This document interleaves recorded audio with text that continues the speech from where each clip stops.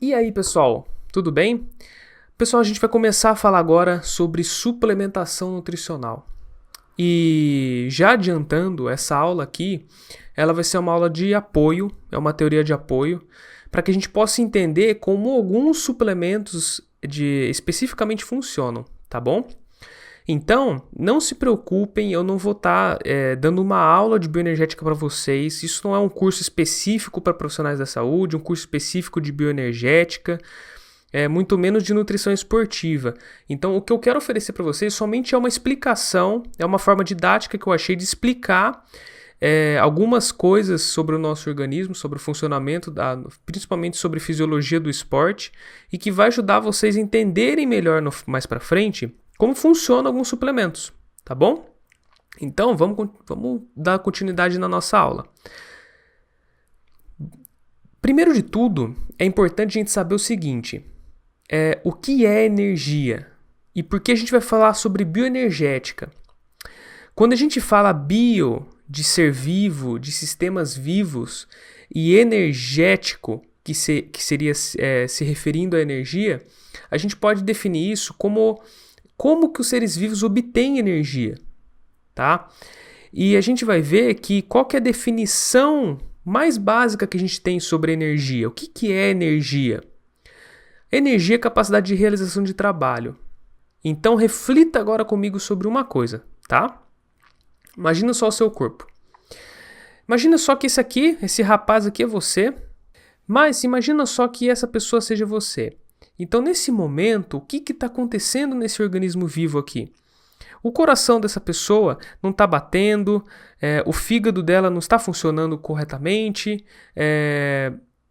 o estômago dessa pessoa aqui, ele está também funcionando corretamente, assim como todas as porções do trato gastrointestinal envolvendo o intestino grosso, o intestino delgado, o pâncreas dessa pessoa, ou seja, tudo isso está em pleno funcionamento. E o nosso organismo, ele obtém energia de forma constante. Precisamos de energia de forma constante. Não é possível, é inviável para nós se cessar totalmente os nossos estoques de energia. Então vocês compreendem isso? Que lembra quando eu falei sobre cálculos do gasto energético e eu disse para vocês que gastamos energia o tempo inteiro e para isso precisamos fazer um cálculo da taxa metabólica de repouso, que é assim você sem fazer nada? Muito bem. Então, sabendo desses conceitos, agora eu te apresento para vocês um outro conceito, que é esse aqui que com certeza vocês já ouviram falar alguma vez na vida, que é o conceito de ATP. Então, o que é o ATP? É a nossa moeda energética. Com o ATP que a gente consegue obter energia, que nós, seres humanos, obtemos energia para tudo que a gente tem no nosso corpo. Não existe outra moeda energética, tá? A gente pode falar glicose, pode falar qualquer outro macronutriente, tudo isso vai ser convertido, vai ser metabolizado de uma forma que se possa ter disponibilidade disso aqui, de ATP.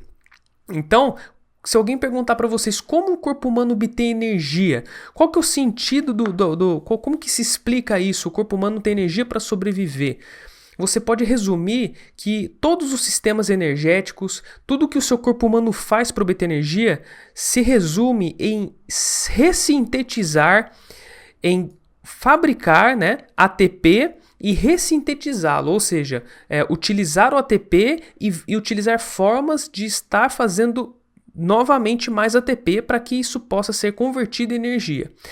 A molécula ATP, adenosina trifosfato, é uma molécula que envolve, então, 3 grupos de fósforo, trifosfato.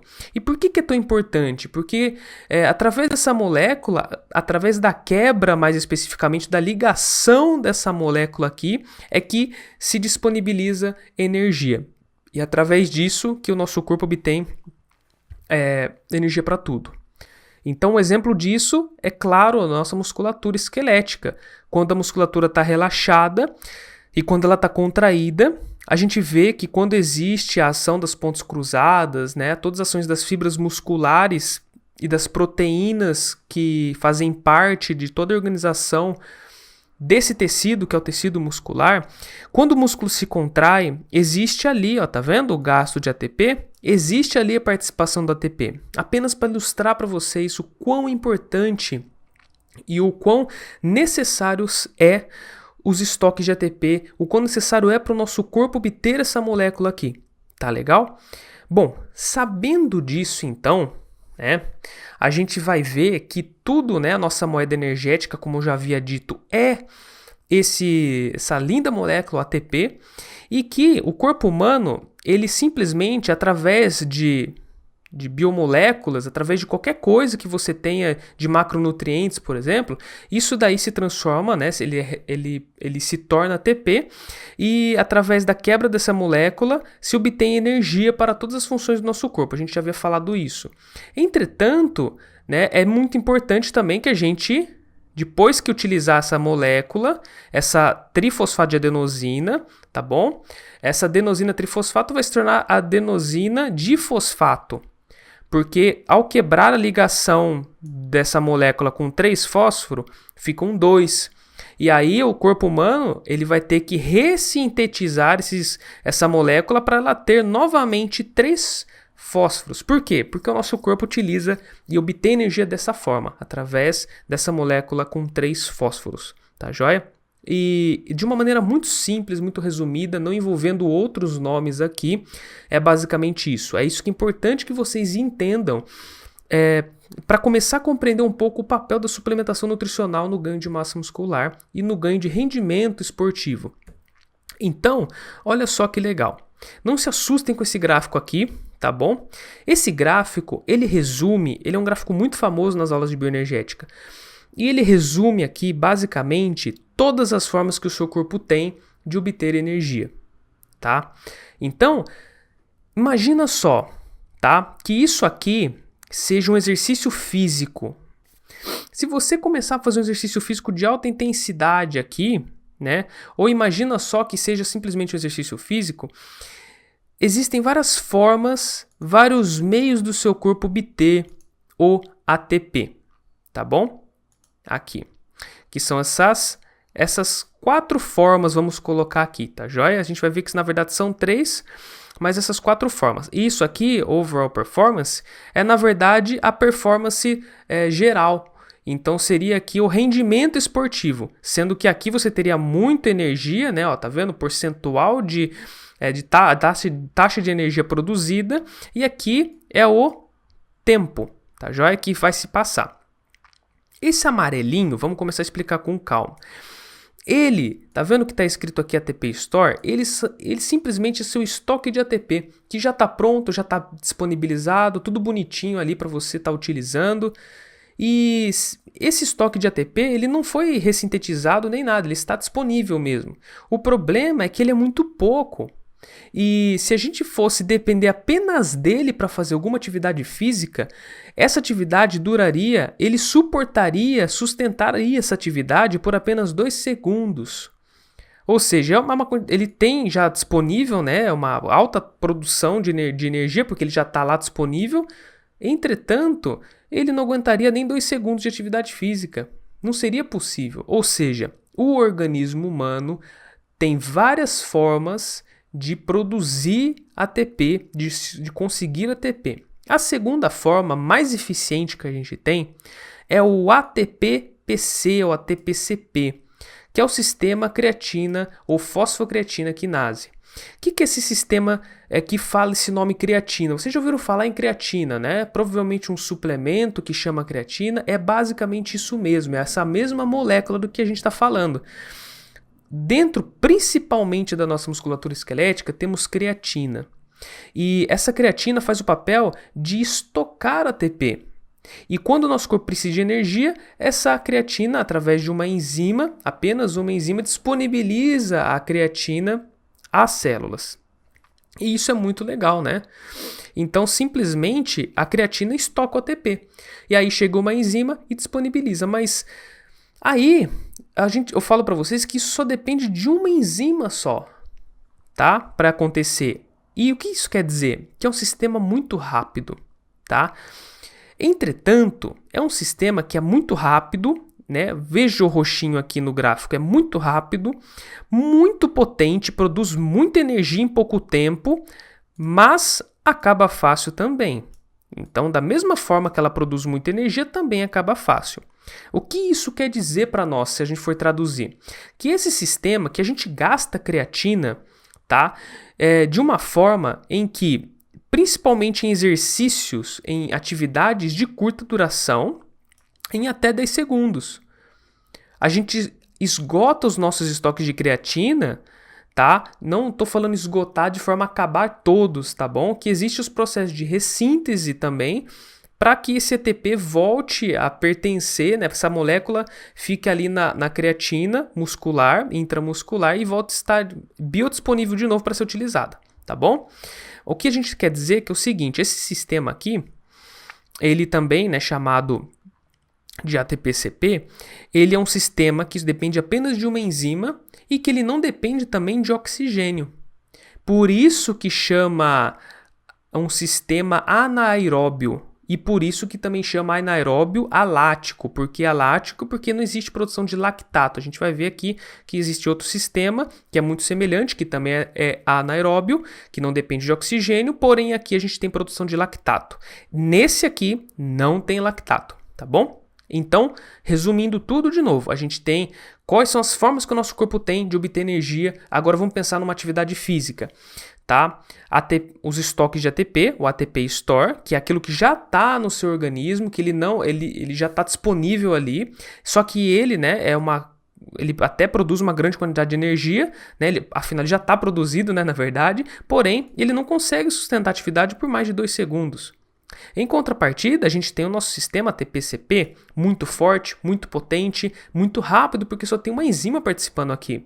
Então, ele estoca ATP e disponibiliza facilmente, porém, apenas 10 segundos de duração. Aí ele se esgota e o que a gente tem aqui de produção de energia acaba caindo. A nossa performance cai. Então, exercícios de força, imagina só, isso aqui está muito presente em exercícios de força. Imagina um cara levantando ali o máximo de peso que ele consegue do chão. Ele não vai conseguir sustentar tal força muscular na musculatura dele, os estoques de creatina dele ali na musculatura não vão conseguir sustentar mais de 10 segundos com essa carga gigantesca de peso. Então deu para compreender o papel desse sistema em bioenergética? Então esse é o sistema ATP-CP, que envolve creatina. E aí a gente tem um sistema chamado sistema anaeróbio lático. E por que ele fala assim? Também chamado de glicólise anaeróbia. Glicólise, porque ela quebra glicose, carboidratos. Glicose é o único monossacarídeo, né, que o nosso corpo admite como fonte de energia. Todo carboidrato que você come, ele se torna glicose ao entrar na sua corrente sanguínea, ao ser metabolizado pelo fígado, tá bom? Como os monossacarídeos. Então, a glicólise é simplesmente uma quebra de glicose. E principalmente glicose que já está ali no músculo, seu glicogênio, seu próprio estoque muscular. E esse sistema ele chama sistema lático porque ele produz isso aqui. Esse produto dele chama-se lactato. Quando a gente quebra essa molécula de glicose e depois a gente tem como destino final isso aqui, o lactato. Lactato e o que a gente chama dos íons H+, os íons de hidrogênio, que em grandes quantidades eles vão gerar acidose muscular, o pH muscular vai baixar, tá? Ele vai ficar mais baixo, o ambiente ali intramuscular vai ficar mais ácido e dependendo de quanto isso seja ácido, quanto isso seja o pH estivesse com um nível um pouquinho mais baixo, a performance esportiva já é limitada, já diminui. A gente não consegue sustentar uma performance esportiva, um rendimento com tal nível de pH. Então, como que esse sistema funciona? Ele pega a glicose e sem depender de oxigênio nenhum, ele utiliza essa glicose, tá bom? De forma anaeróbia, portanto. Isso envolve mais enzimas do que o sistema anterior, envolve 10 enzimas, para vocês terem uma ideia, para conseguir quebrar essa glicose e transformar isso e dar o destino final ali no lactato, tá bom? Por que eu falo lactato e não ácido lático, como muita gente fala? Porque a gente sabe que no pH intramuscular e no pH do plasma sanguíneo, se a gente considera isso aqui, ó, lactato. Essa é a forma que essa substância, essa molécula se encontra. Então, não é possível encontrar ácido lático, tá bom? Isso aí, dessa forma, tá bom? Conjugada deste jeito. A gente encontra lactato e os íons de hidrogênio, que a gente sabe que, na verdade, quando a gente for estudar mais para frente, a gente vai ver que os tampões nada mais, nada menos são do que formas que o nosso corpo tem e que a suplementação também vai ajudar de controlar essa variação nas taxas de pH intramuscular e extracelular também, tá bom? Extra do ambiente fora do músculo. Bom, então, esse sistema, qual que é a característica dele? Ele consegue sustentar uma atividade por 1 minuto, por 2 minutos no máximo. Ou seja, ele produz muita energia, tá vendo? Ó? Produção de energia alta, assim como o sistema de ATP-CP, assim como os próprios estoques de glicogênio. Porém, ele também é limitado.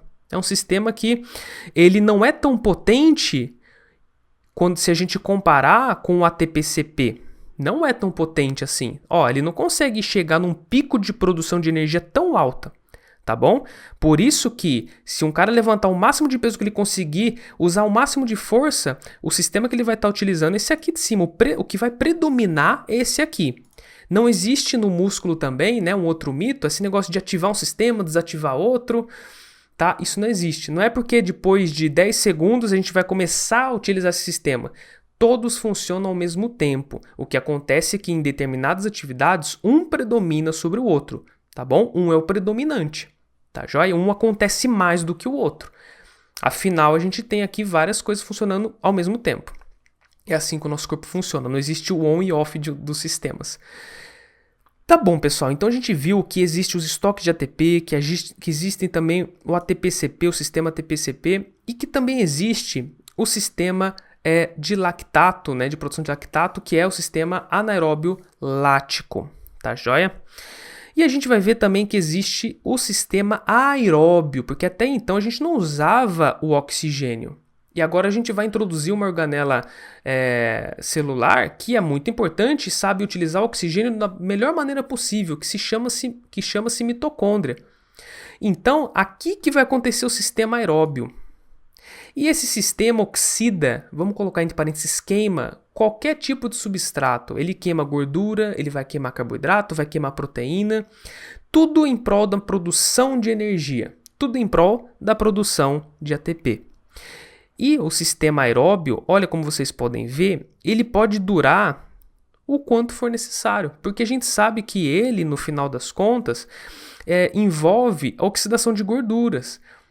Então, o seu corpo se sustenta basicamente oxidando seus estoques de gordura, os estoques que estão basicamente ali no seu pneuzinho, que estão ali na sua gordura subcutânea.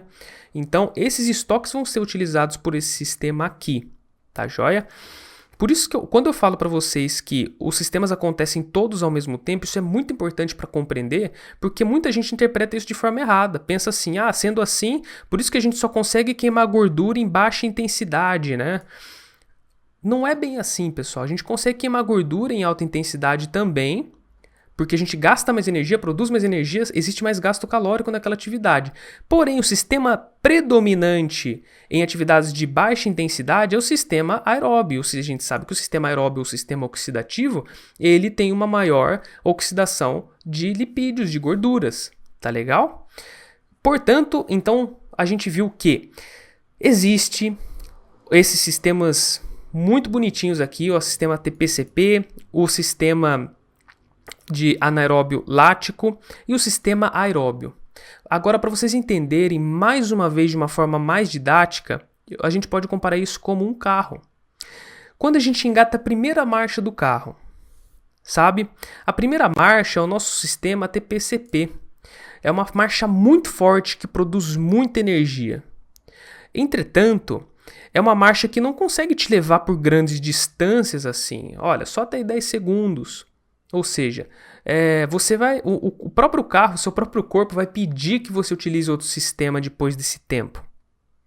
Em contrapartida, o sistema anaeróbio lático seria mais ou menos equivalente à segunda marcha. Não, olha só que legal. Porque a segunda marcha ela vai conseguir te produzir muita energia também, não tanto como a primeira, mas te produz muita energia. E vai fazer com que você sustente a atividade por mais tempo, vai te fazer andar com seu carro por mais tempo. Entretanto, até mesmo na segunda marcha, vai chegar uma hora que você precisa de um outro sistema predominando ali para continuar a produção de energia. E esse sistema mais amplo, que tem uma capacidade ali maior de produção, o que a gente vai fazer? Qual é o sistema que a gente vai chamar? O aeróbio. E daí a gente pode falar que a terceira, a quarta marcha e a quinta, né, seriam responsáveis pelo sistema aeróbio. Basicamente oxidando ali um pouco de proteínas, um pouco de carboidrato também, no seu próprio glicogênio. E a quinta marcha, né, com maior capacidade que tem, que é o sistema de oxidação de gorduras. Tá bom? Se a gente fosse comparar com um carro, com o funcionamento das marchas de um carro, seria mais ou menos dessa forma. E aí, então, para a gente estar realmente entendendo muito bem como funcionam esses sistemas novamente, olha só esse gráfico que bonito. Todos os sistemas que eu falei, os sistemas de ATP-CP, o sistema de glicólise e o sistema oxidativo que vai basicamente oxidar os carboidratos e também aqui são os free fatty acids, tá bom? Os ácidos graxos livres ou a gordura, tá bom? Ou o lipídio, que seria ainda mais correto. E a gente vê que, tratando-se de potência, o sistema de oxidação, ou melhor, o sistema bioenergético de creatina quinase, de fosfocreatina, é o mais predominante, tá bom? Fosfocreatina é o que mais predomina em relação à potência. Ou seja, se a gente for pegar mols de ATP, que é uma medição aqui por quilo, a gente vai ver, né, por minuto, que se produz muito ATP aqui. A produção de ATP é muito alta. E em segundo ponto, a glicólise. Principalmente a glicólise anaeróbia, né, que a gente está falando aqui. E a glicólise, então, portanto, teria muita produção também. E o sistema oxidativo, uma menor potência, porque por minuto ele não consegue produzir tanto ATP assim. E aqui é o contrário. É exatamente um cenário oposto. A gente tem, no quesito capacidade, o sistema oxidativo tendo uma ótima capacidade aqui de produção de ATP, capacidade independente do tempo, a capacidade de produção total. E aqui, em comparação olha como produz muito pouco aqui ATP, né? O sistema creatina quinase, fosfocreatina, ele é muito eficiente sim, né? Mas ele não consegue sustentar por muito tempo, porque a capacidade dele não é tão grande assim. Então, pessoal, espero que vocês tenham entendido a analogia do carro também, das marchas, tá bom?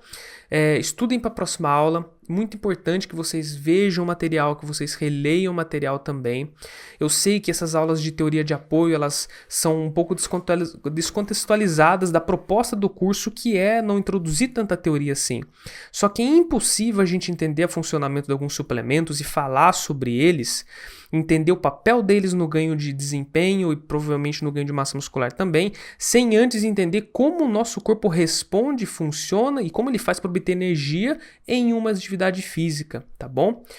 Então, estudem para a próxima aula, um grande abraço e até a próxima.